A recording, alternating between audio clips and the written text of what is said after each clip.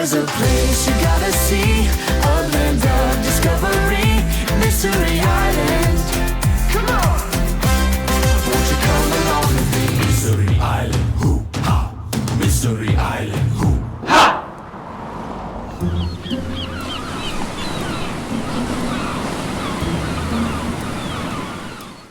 Yeah, and don't forget to sweep the sidewalks. Check all the sockets. Make sure all the light bulbs are working. I think a few are out in the east wing. Flowers look dry. Dirty dishes? How lovely.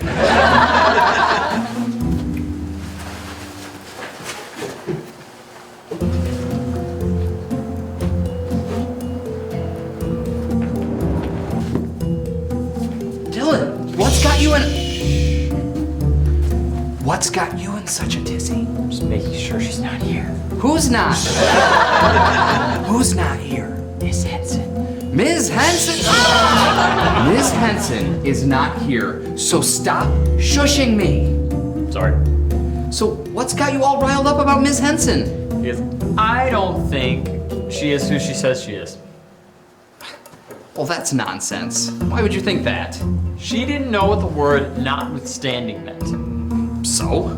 Well, my dad's a lawyer. He said if there's one word that all lawyers know and love, it's the word notwithstanding. That's ridiculous. Ms. Henson most certainly is a lawyer. And a good one at that. Besides, why would anyone impersonate a lawyer? Don't know. That's right, and neither do I. So I would suggest that you stop pretending to be a detective and instead be a busboy. Okay. I still think Miss Henson's a fake. Next time I serve her, I'm gonna treat her like one. Oh, darn. Detective. This is a plastic. Good enough.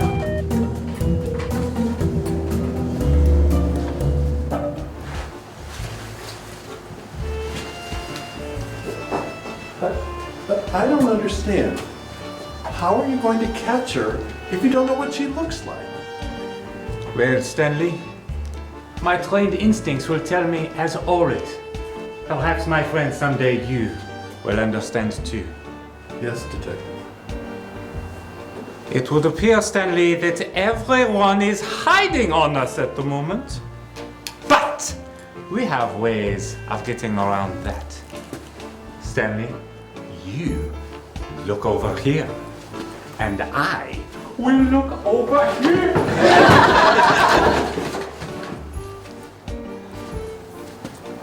Oh, hi, detective. What brings you here today? Monsieur Maybury, need I remind you that we are looking for Gina Patel, international antiquities thief, otherwise known as the Snake. Oh, yeah, the Pirate Museum robbery. Oui, and how did you know about that?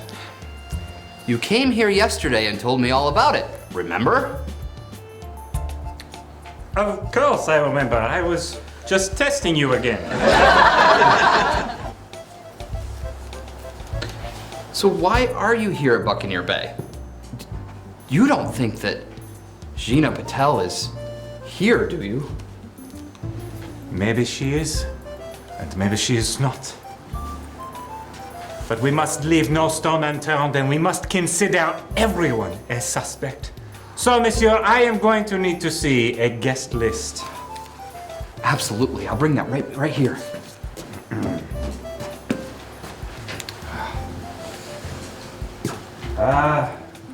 Stanley, now the interrogation may begin. Pay attention, and you may learn something, Stanley. Yes, Detective.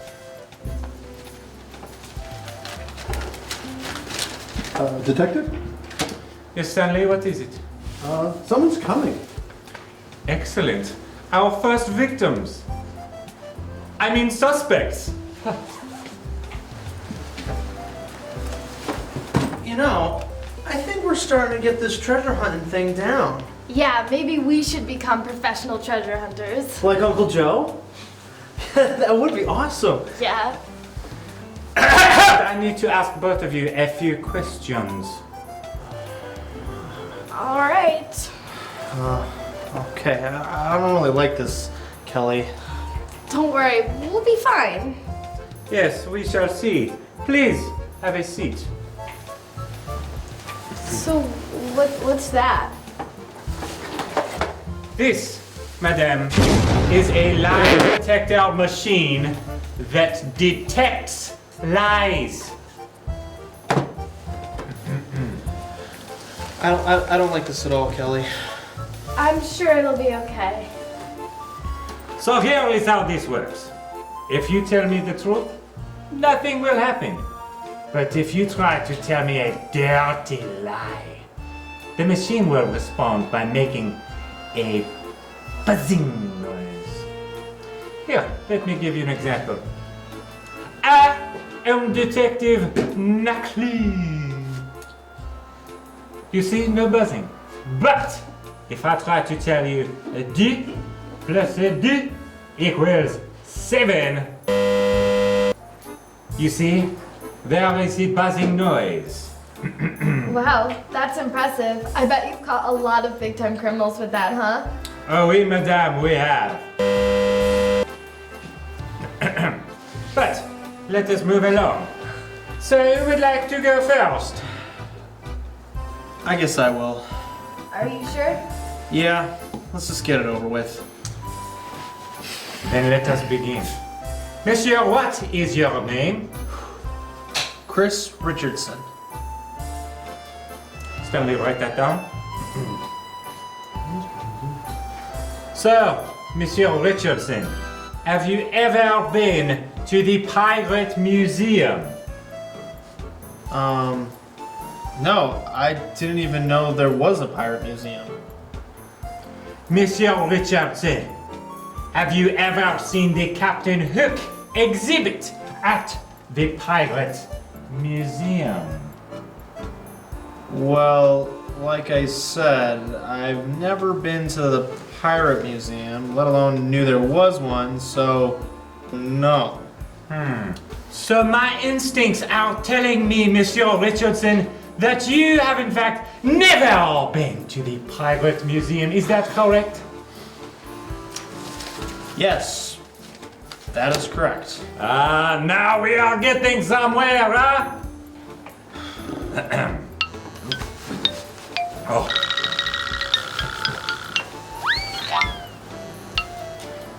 Dear Stanley, please take this telephone call from me. I am very busy. Yes, Detective. Hello, this is Stanley. Oh, hello, Commissioner. No, he can't come to the phone right now. He's in the middle of an interrogation.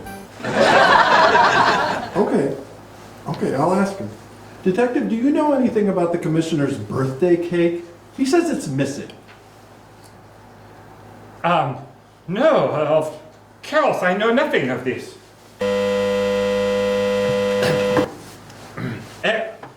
Actually, Stanley, I may have seen someone take it.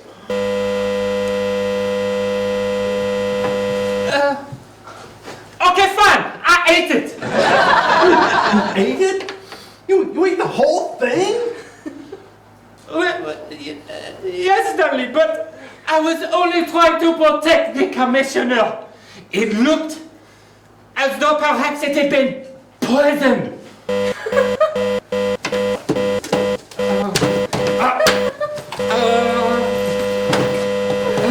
Well, that will conclude, this will end our interrogation for today. Here, Stanley, let us be going. Good day.